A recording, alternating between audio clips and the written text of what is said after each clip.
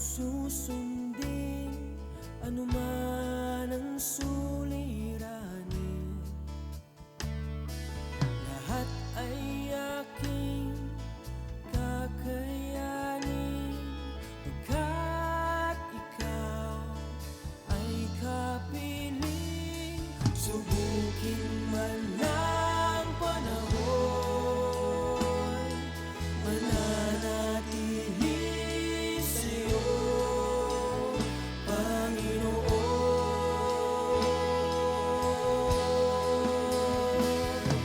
Walang alinlangang maglilingkod, walang pangambang sa'yo ay susunod. Hindi susuko at hindi ito, patuloy lamang sa iyo, Panginoon.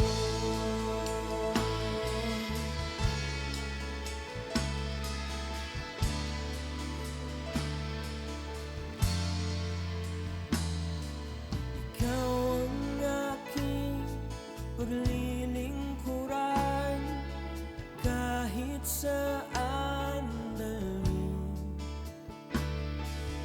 Ikaw ay lagi kung susundin anuman ang suliranin, lahat ay aking kakayanin, pagkat ikaw ay kapiling. Subukin man ng panahon, mananatili sa'yo, Panginoon.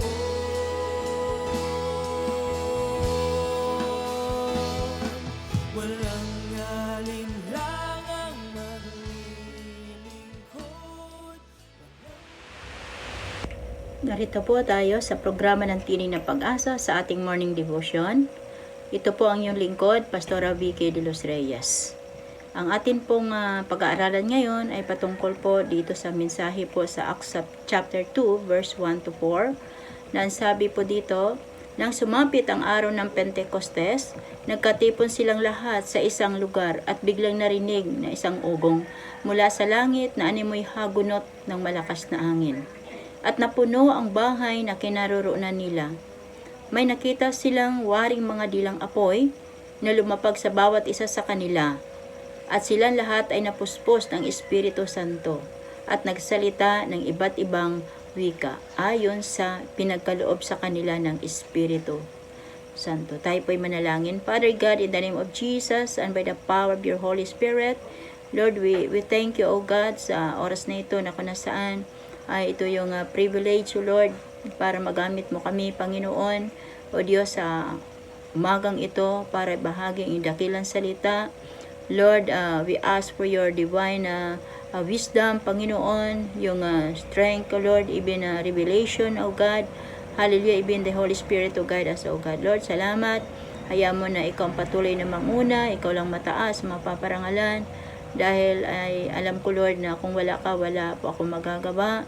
Not by might, nor by power, but the Spirit with the Lord. And we ask, Lord, sa lahat na nakikinig, Panginoon, sa oras na ito, continue, Lord, to bless them. Open their spiritual eyes, mind, and ears, O Lord, para ma-absorb, ma-internalize po nila ang mga kapahayagan mo sa umagang ito. Lord, we thank you. We bless you, Lord God. In Jesus' name, this we pray. So, sa oras nito po, ang pag-aralan po natin ay patungkol nga po dito sa atin pong binasa. Noon ako nasaan ay noong panahon na yon sa araw ng Pentecostes, ay nagkatipon ang lahat ng mga mananampalataya sa isang lugar. Na kung nasaan ay biglang may isang malaking ugong mula sa langit at animoy hagunot, hagunot na malakas na hangin at napuno ang bahay na kinaroroonan nila. At may nakita silang wari mga dilang apoy, na lumapag sa kanilang mga ulo. At sa bawat isa sila ay talagang sabi nga dito ay napuspos ng Espiritu Santo. At sabi dito, nagsalita ng iba't ibang wika ayon sa pinagkaloob sa kanila ng Espiritu. So ano po yung sabi dito, importance of the baptism of the Holy Spirit. Mahalaga po ito, no, sa atin pong mga Kristiyano, kung nasaan ang baptism of the Holy Spirit ay nagbibigay sa atin ng patuloy na kaunawaan, kalakasan, para patuloy natin maunawaan ang ipinapahayag ng ating Panginoon. So without the Holy Spirit, we can do nothing. No, siya lang po ang atin pong binigay ng Diyos sa atin, na kung nasaan ay magbibigay ng inspirasyon sa atin, at magpatuloy po tayo sa paglilingkod, magpatuloy po tayo sa malalim na katuruan ng ating Panginoon. No? He is the God of truth. He is the God na kung nasaan ay siyang nagbibigay sa atin ng guidance, ng comfort, nagbibigay sa atin ng kaunawaan kung anong dapat nating gagawin. Ang sabi po dito, yon ang katuruan ng the teaching of the baptism of the Holy Spirit.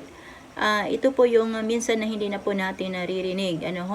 Parang minsan po ay even sa hindi na natin in-acknowledge minsan ang Holy Spirit, even po sa ating mga pananalangin, sa atin na pong pagsasamba. No, nakakailangan po na ito, kailangan po ng church ito para patuloy na mag-apoy, patuloy na yung ating paglilingkod sa Lord, patuloy ang ating pag-worship sa God, sa service po natin every Sunday, every Bible study po natin ay tunay na magkaroon ng apoy, mainit na paglilingkod sa ating Panginoon. At sabi dito, ngayon po, ito po isang reason na kung nasaan ang church po ay pag minsan kumbaga ay nagiging maligamgam, pag minsan yung mga church na kung saan hindi nila acknowledge ang Holy Spirit ay mahirap maramdaman ang presensya ng ating Panginoon. So, kumbaga kung gusto po natin na makita po natin ang buhay na talagang binabago ng Panginoon, dapat we must be filled by the Holy Spirit. Sabi dito, beautiful and powerful third person of the Trinity, God the Father, God the Son, and the Holy Spirit. So, mahalaga po ito kasi po ito yung pinangako ng Diyos, pinangako ng ating Panginoong Yesus na siya po yung comforter po natin, ang banal na Espiritu ng ating Panginoon.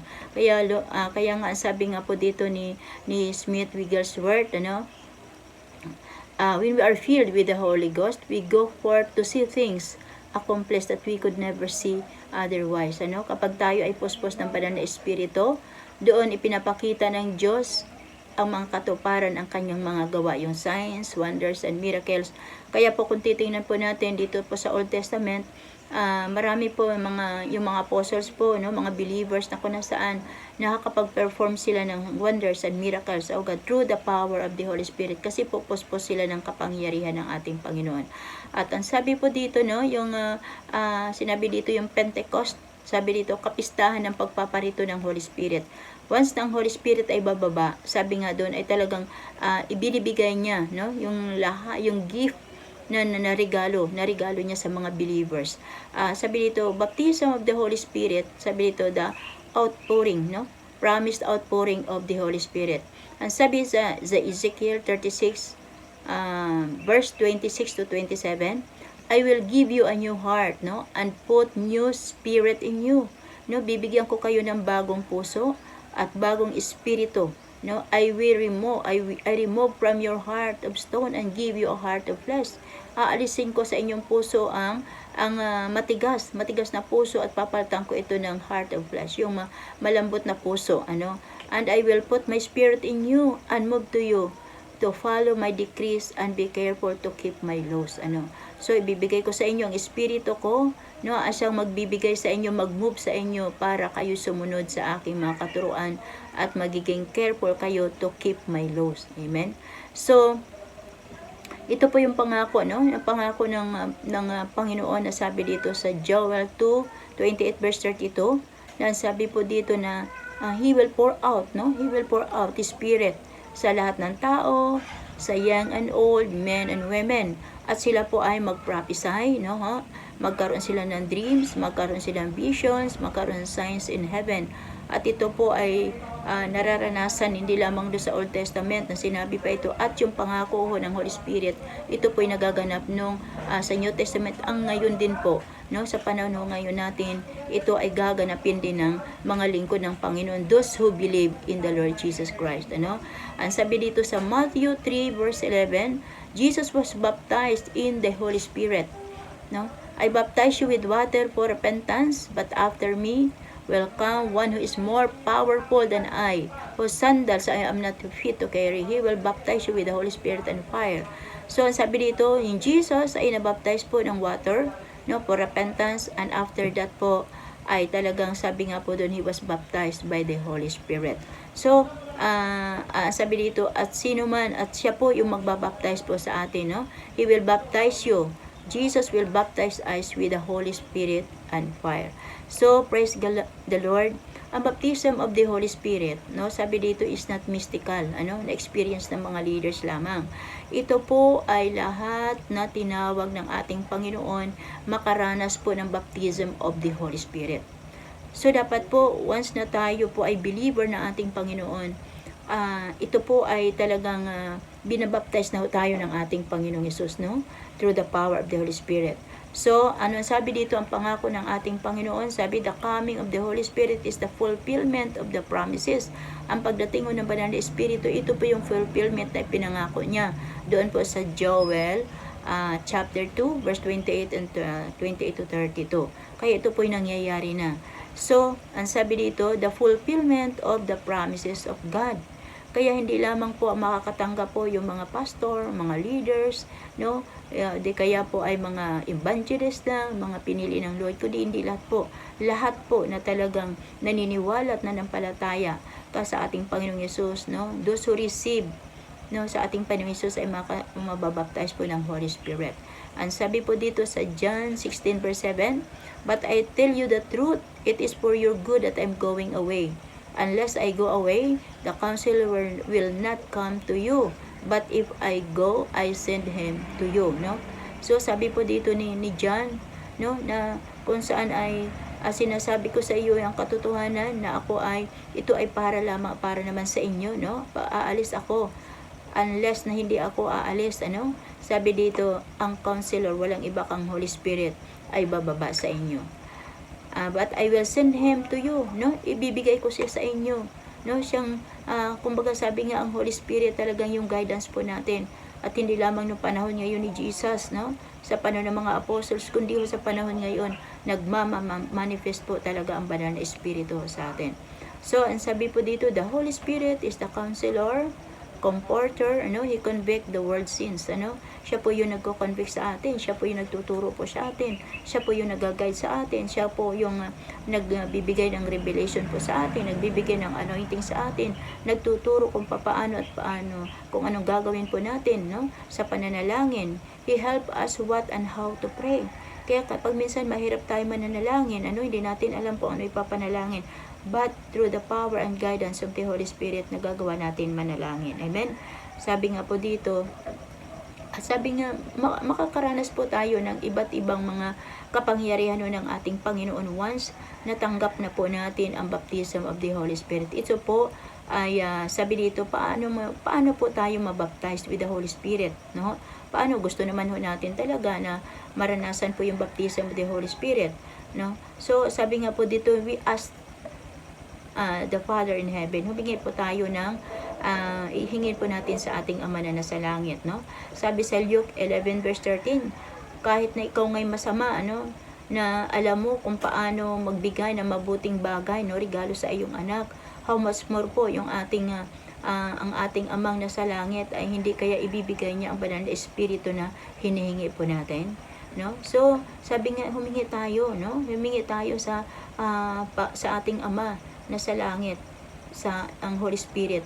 We ask the Father God, the Holy Spirit to be with us, ano ho, na magiging kasama po natin, dahil mahalaga po ito pa bilang mga lingkod at mga believer ng ating Panginoon. So, ano pa ang sabi po dito, condition, no? Condition na pang willingness to repent. Talagang once na nais po natin mabaptize ng Holy Spirit, ang kailangan po natin ay talagang mag-repent mag-repent po tayo, magsisi po tayo ng ating mga kasalanan, no maliit man o malaking kasalanan, lahat i-renounce po natin, no? And we ask forgiveness sa ating Panginoon. Dahil ito po, yun ay sa bawat isa po, no? Hindi lamang po sa mga lingkod ng ating Panginoon, kundi lahat po na may willing, no? Willing talaga na mag-repent. Kung nais po natin na maranasan ang kapangyarihan ng Holy Spirit sa ating mga buhay, dapat po tayo mag-repent. Amen po ba? Tayo po ay mag-repent, magsisit natin ng ating mga kasalanan. Dahil ang sabi naman ng Panginoon, if we confess our sins, God is faithful and just to forgive us. Hindi po pwede manahan po sa atin ang banal na Espiritu po kung tayo po ay makasalanan. Kaya ang nais ng ating Panginoon, habang po na nais po natin na talagang tayo mapuspos ng banal na Espiritu ng ating Panginoon, i-renounce po natin, mag-repent po tayo sa ating kasalanan, humingi tayo ng tawad sa ating Panginoon, no? Sabi nga po dun, God is faithful and just to forgive us for all our iniquities. So, ang kailangan lamang po dun ay willing po tayo. Willing na isurrender po natin yung ating buhay, willing po na talagang aminin natin na tayo po ay makasalanan at wala tayong magagawa kung wala ang Diyos sa ating mga buhay. Kasi po siya lamang po talaga ang nakakaalam ng atin pong ang nanalaman ng ating mga puso at kaisipan. So we need to confess our sin, to repent, to ask forgiveness sa ating Panginoon at magpahugas tayo ng banal na dugo ng Panginoon sa lahat ng ating mga kasalanan. So, ang sabi po dito sa Acts 2 verse 38 to 39, Peter said, "Repent and be baptized every one of you." No, repent. Magsisi ka ng iyong kasalanan. At ang sabi dito ng ating Panginoon, no, sabi dito, lahat, every one of you, lahat kayo, no, sa pangalan ng Panginoong Hesus, for the forgiveness of your sins, no. Magrepent po tayo, no, at tayo po ay mabaptized. At ang sabi po dito, and you will receive, no, you will receive at makakatanggap ka ng gift of the Holy Spirit. The promise for you and your children and for all you are far off, for all whom the Lord our God will call. So, sabi dito, yung pangako ito ng Diyos, hindi lamang po sa atin, kundi sa atin pong mga anak, sa sunod na henerasyon, ito yung pangako niya, na siya yung magbibigay sa atin, ng mga gifts, mga gifts ng Holy Spirit. Ano po yung mga gifts of the Holy Spirit?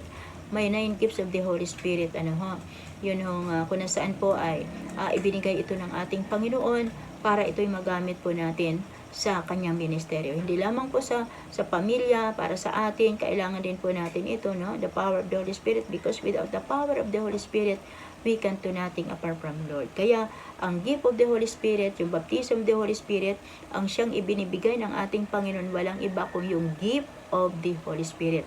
Yung gift of tongues, faith, signs, wonders, and miracles, yung knowledge, wisdom, revelation, fear of the Lord, yun ibinibigay ng ating Panginoon, yung gift na Holy Spirit na kung nasan ito'y magamit po natin para sa ating ministeryo. Kasi po, once na tayo po'y naglilingkod sa ating Panginoon, kailangan po natin ito. Paano natin ito? Paano tayo hahayo kung wala ho tayong gift of the Holy Spirit? Amen po ba? Halimbawa, mayroong may sakit, may karamdaman na pupuntahan natin ng mga gawain natin. Ay kung wala ho tayong gift na ibinigay ni God, sabi nga po doon ay hindi mag-manifest ang himala kagalingan sa kanila. Ay yung faith, kailangan din po natin yung ang pananampalataya na kung nasan dapat hingin po natin. Kasi kung tayo po'y gumagawa sa ubasan ng ating Panginoon sa ministry, without faith naman po, useless din po yung ating pagsunod. Useless din po yung ating paghayo po without faith sa ating Panginoon. Katulad po rin yun ng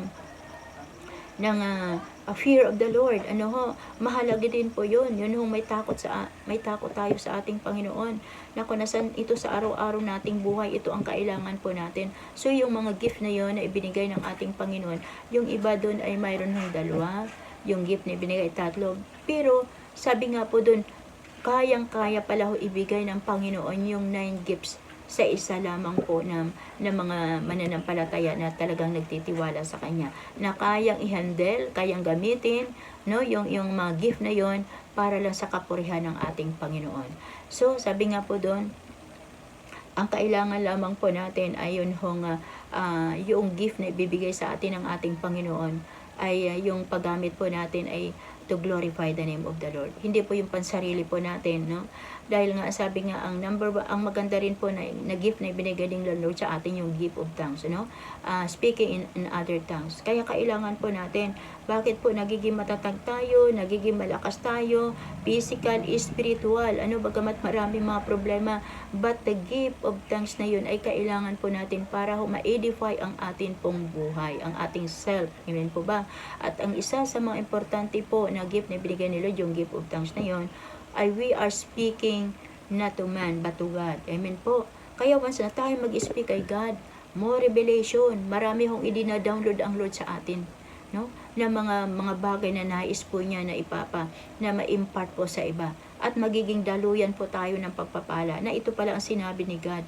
Kasi po, once na tayo po nag-speaking in tongues, inire-reveal ni Lord kung anong dapat nating gawin.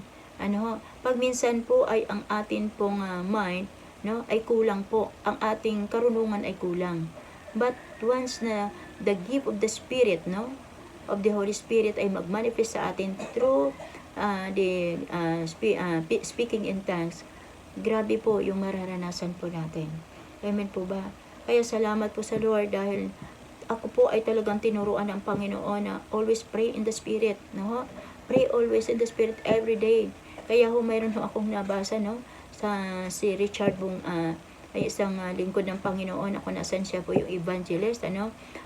Sabi nga po doon, kung mayroon bang church na lahat ay laging English ang sinasabi, at wala ng gift of prayer in the Spirit, ay layuan nyo na po yung church na yon. Kasi po dapat balanse po, Spirit at saka English. Kaya once na tayo po ay nananalangin, sabi tayo nagpipray in English, then speak in tongues. Kasi nandun po talaga yung revelation ng ating Panginoon. So, yung mga bagay na hindi natin nakikita, ipinapakita ng ating Panginoon. Yung mga bagay na hindi po natin naunawaan, pinauunawa ng Diyos sa atin. Kaya mahalaga po yung baptism of the Holy Spirit na kung saan makareceive po tayo ng gift of tongues. May isa lang po akong patotoo, nung habang po ako kumbaga ay ilang beses ko na ito pinatutuo, pero ito po ay talagang lagi nagre-rema sa akin. Once na po ako po ay lumalabas dito po sa aming bahay, kasi po ang aming bahay medyo siguro po ay mga 10 minutes pa bago makarating po sa highway. So ako po ay nagbabantay ng tricycle, papapasok po ako sa opisina. At yung time po habang po ako malapit na sa kalsada, ako ay nagpi-pray in the Spirit. Hindi ko maintindihan. Pray in the Spirit ako.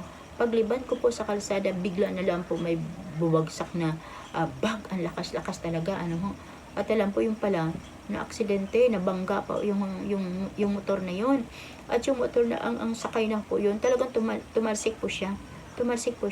Pero praise God, alam mo, nakatayo. At siya pa rin po ang nag-ano ng kanyang motor.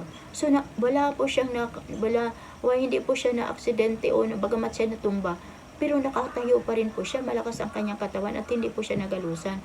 Alam mo, sabi ko nga, ito yung pinaiano ng Lord. Kaya tayo binabaptize ng Lord ng Holy Spirit kasi dapat bibigyan po tayo ng mga gift para makatulong tayo sa ating kapwa. Makatulong po tayo sa ministry, makatulong po tayo sa tao, even sa ating pamilya.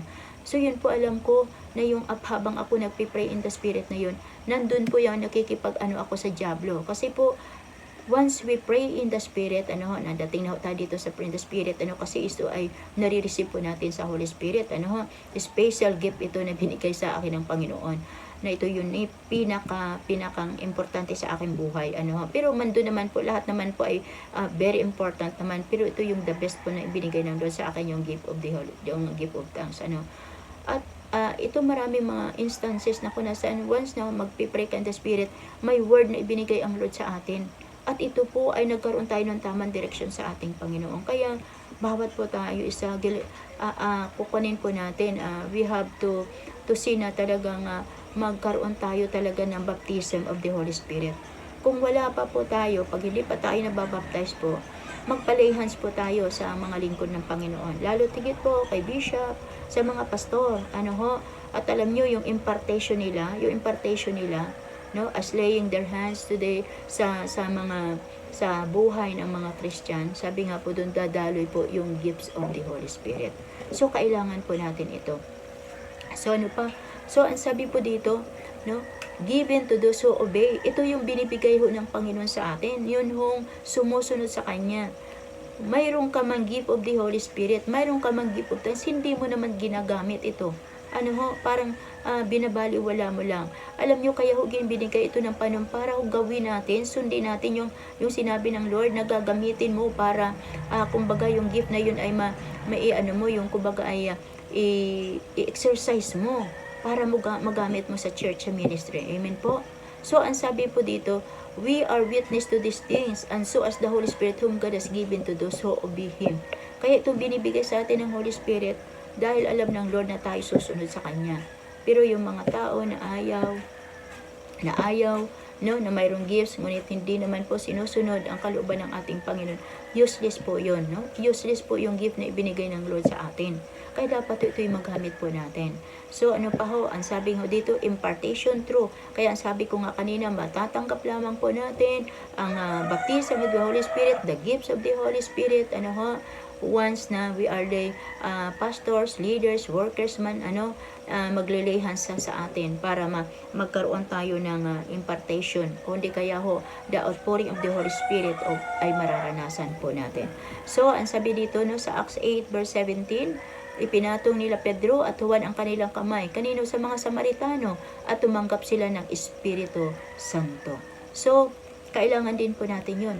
Kailangan po natin na ang bawat church, dapat talaga ay tayo yung ma-exercise po natin ang kapangyarihan ng ating Panginoong Yesus. Kasi po sa isang church, lahat yan mayroon, mayroon hong gift yan ibinigay ng Lord, mayroon ho yan na dapat ay gagamitin yan. Gift of healing, prophecy, interpretation, yung gift of tongues, So, yun ay binigay ng Lord sa isang church para magamit.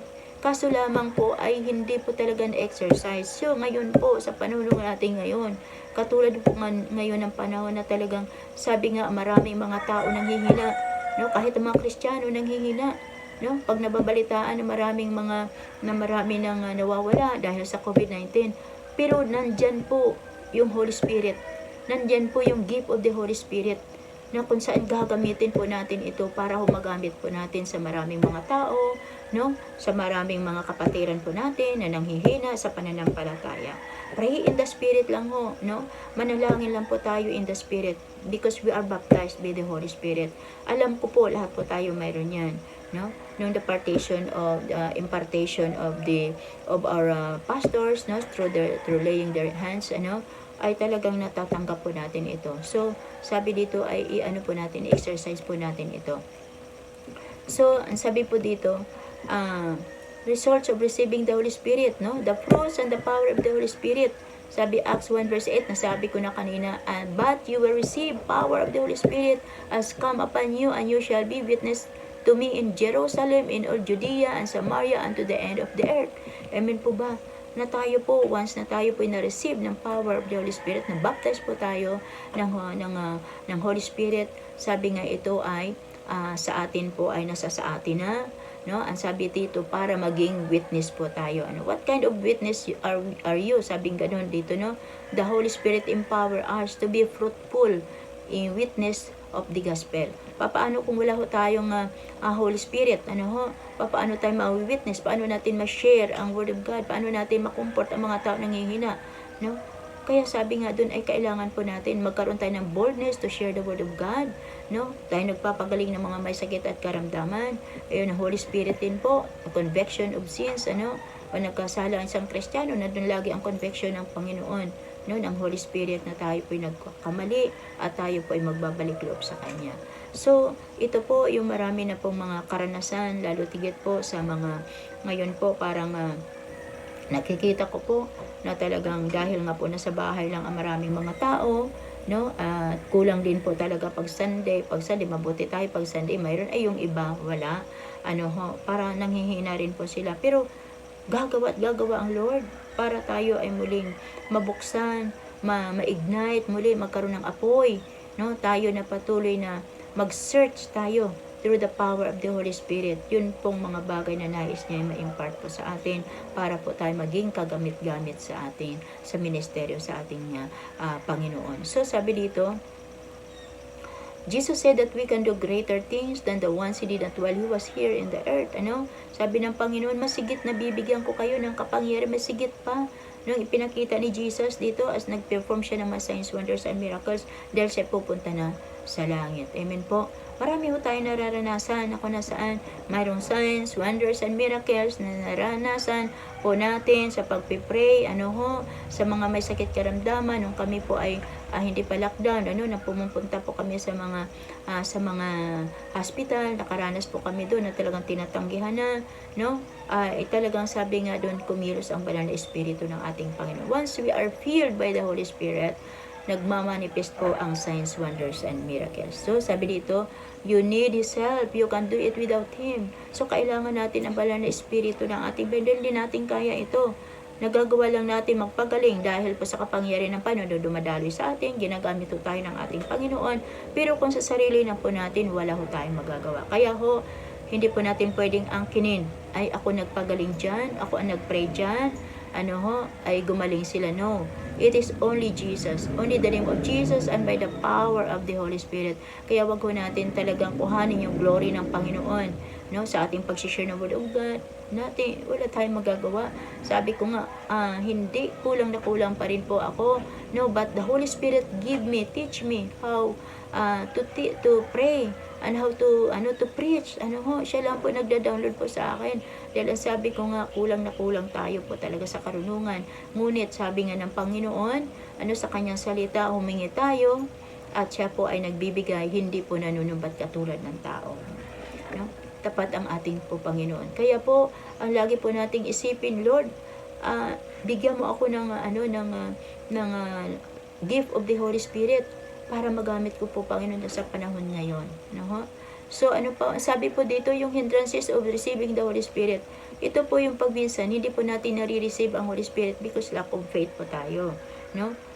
Mayroon nga dyan nakikita na nagkaroon na signs, wonders, and miracles, gumaling na ay hindi pa ho na kontento Ang sabi, nag-aano pa rin siya, nagkaroon pa rin ng doubt. Ng doubt, ito baga, ito totoo.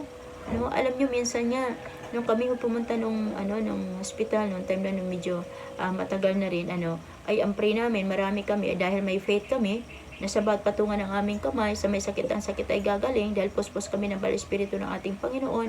Ang pray po namin doon sa isang tao na, Lord, sumuloy, sumuloy ang buto, sumuloy ang buto. Alam nyo, after next Sunday, nagdalaw ulit kami doon kasi every Sunday lang ng hapon kami pupunta. So, next Sunday, sa Sunday na naman, after ng service, pupunta po kami doon. At alam mo, ang sabi ng lingkod ng isang Christian din, Christian din yung asawa niya. Sumuloy ho, nagtaka ho ang doktor, sumuloy ho ang buto ho ng taong yun.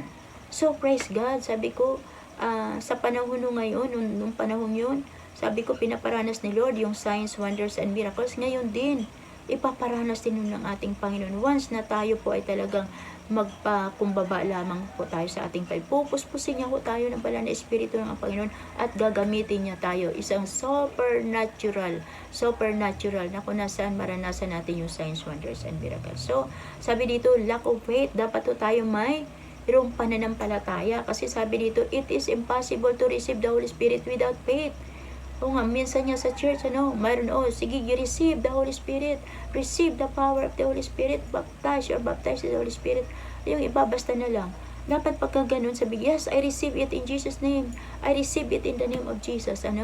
Kaya ikiklaim po natin. Kaya yung walang pananampalataya, hindi mo matatanggap, Matatanggap talaga yung signs, miracles ng ating Panginoon. Kaya ang kailangan doon ay faith, Without faith, Without faith talaga, hindi mag-manifest ang ating Panginoon. Kaya hingi kay Lord, na sabi nga doon ay, Lord, dagdagan mo ang aking pananampalataya.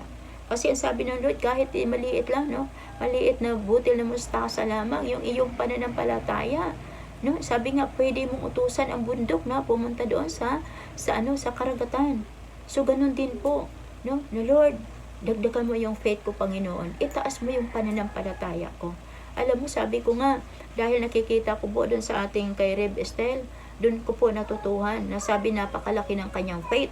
Sabi ko nga, napakataas ng kanyang faith. Sabi ko, Lord, katulad ni Ate Estel, so, sabi ko, bigyan mo rin ako ng pananampalataya katulad niya. Ano ho?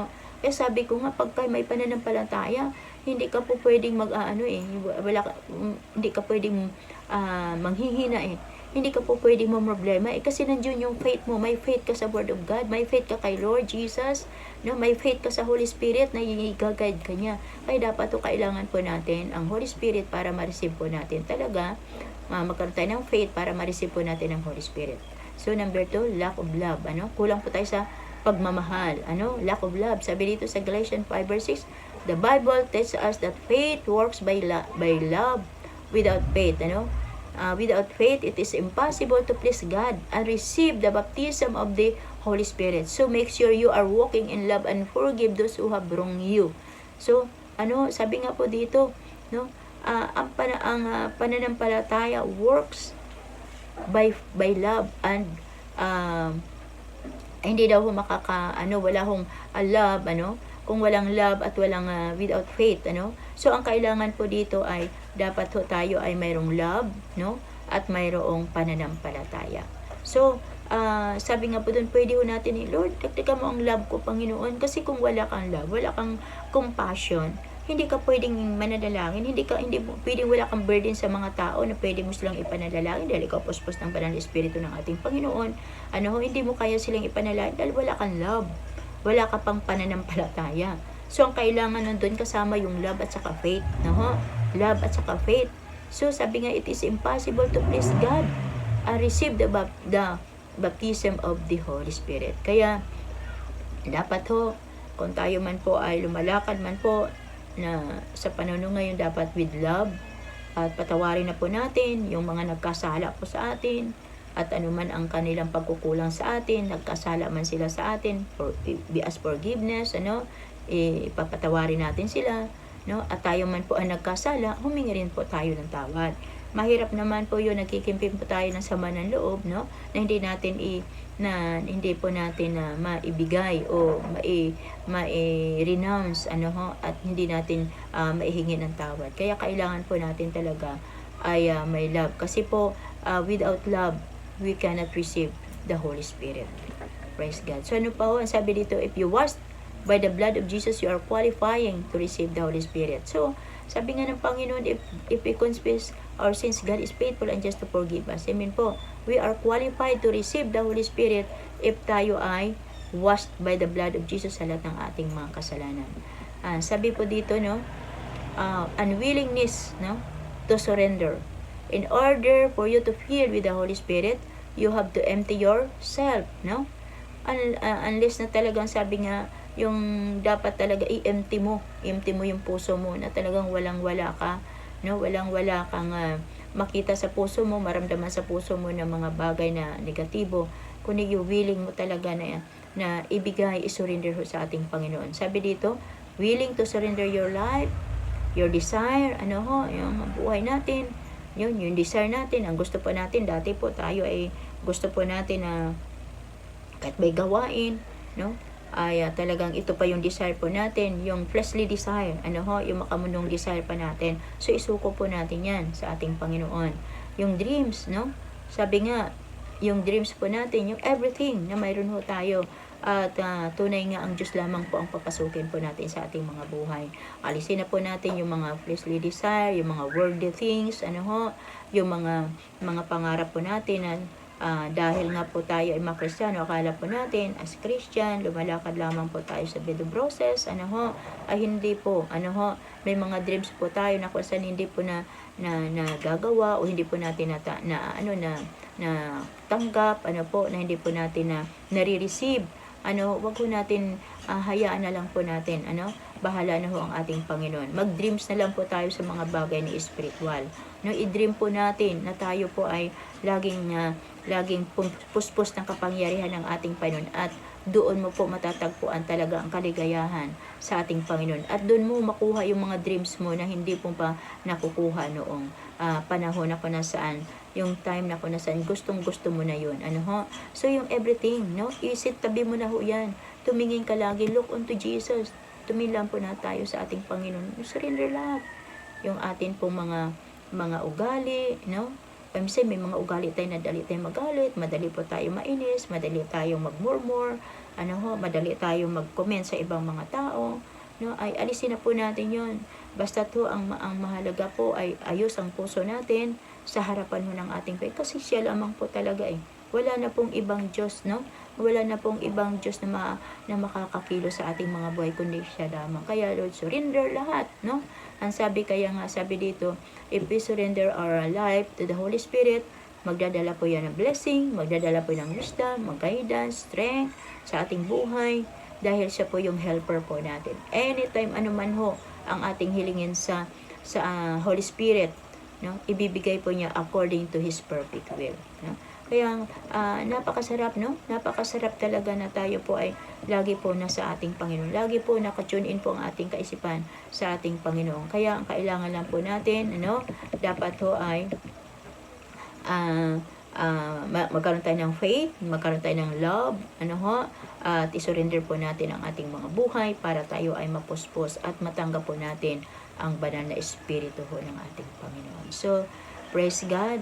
Dito na po ako magtatapos, at ang maiwan ko lamang po sa inyo, always pray in the Spirit, pray in the Spirit, pray without ceasing, mahalaga po ito bilang mga Kristiyano, na tayo ay laging puspos ng banal na espiritu ng ating Panginoon, hindi lamang po yung gift of the Holy Spirit, kundi yung fruit of the Holy Spirit, na kung nasan Lord, ito'y dapat taglay ng bawat mga Kristiyano. So, praise God. Tayo po ay mananalangin. Thank you, Lord. Hallelujah. Lord, maraming salamat po sa umaga, sa oras nito, O Diyos, na kung nasaan Ikaw, O God, ang nagbibigay sa amin po, Panginoon, O God, ng mga bagay na mensahe mo po, Panginoon, O God, na kung nasaan, Lord, magbibigay sa amin, Panginoon, O God, ng kalakasan, at matuto kami mag-lean sa iyo, Lord. Ang Holy Spirit, dapat mabaptize po kami.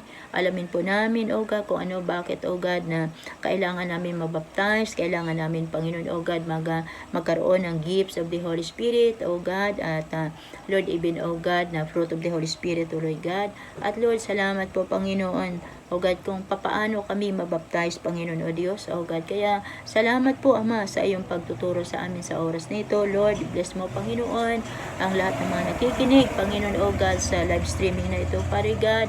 Abutin mo sila ng mapagpalang kamay, Panginoon. Lord, anuman, O Lord, ang kanila, Panginoon, O God, na mga, Lord, desire ng kanilang mga puso, Lord, i-grant mo, Panginoon, at idantay mong mapagpalang kamay mo sa kanila, Pare God. Baptize them, Lord, by the power of the Holy Spirit, O Lord, and they will receive, Lord, hallelujah, the gifts and the power of the Holy Spirit, the fruits of the Holy Spirit, O Lord God, in Jesus' name. Lord, thank you, Holy Spirit. You will be our, Lord, ikaw ang truth, ikaw ang guidance po namin, na araw-araw naming buhay. We will always acknowledge your presence, your power, O Lord God. Lord, maraming salamat. Continue to bless us, O Lord God. Be with us, O Lord God. At hayaan mo, Ama, kayo ang patuloy na maghari at manguna sa aming mga buhay, even our family, Lord God. Lord, we thank you, O God, and Lord, I release, Lord God, a complete healing over the body, O God, ng mga tao may karamdaman sa oras nito, Panginoon, at muli mo ang mga pag-apuyin muli ang kanilang paglilingkod sa iyo, at patuloy ka magpakilala sa kanila sa isang malalim at bibliyang kaparanan. Thank you, Lord. To you all the highest praises, glory, honor, and thanksgiving. In Jesus' name, this we pray.